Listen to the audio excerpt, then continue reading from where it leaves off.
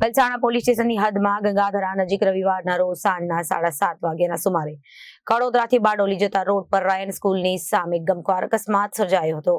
એક યુવકનું સારવાર દરમિયાન મોત નીપજ્યું હતું, જ્યારે અન્ય વાહનોને પણ નુકસાન થયું હતું। પલસાણા પોલીસ સ્ટેશન હદમાં ગંગાધરા નજીક રવિવારના રોજ સાંજના 7:30 વાગ્યાના સુમારે કડોદરાથી બારડોલી જતા રોડ પર રાયન સ્કૂલની સામે ગમખ્વાર અકસ્માત સર્જાયો હતો। આ અકસ્માતમાં એસટી બસની ટક્કરથી એક યુવકનું સારવાર દરમિયાન મોત નીપજ્યું હતું, જ્યારે અન્ય વાહનોને પણ નુકસાન થયું હતું। આ અકસ્માતમાં મોટરસાયકલ ચાલકને ગંભીર ઈજાઓ પહોંચી હતી, જેથી તેમને હોસ્પિટલ ખસેડવામાં આવતા સારવાર દરમિયાન તેનું મોત થયું હતું।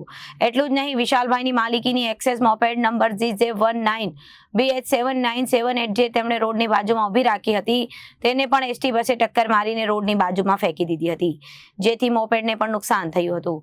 પોલીસે આ અંગે એસટી બસના ચાલક અર્જુન કુમાર પટેલ વિરુદ્ધ IPC તથા MV એક્ટ મુજબ ગુનો નોંધી વધુ તપાસ હાથ ધરી છે। રિપોર્ટર કૃષ્ણ સોની, જનાદેશ ન્યૂઝ, પલસાણા।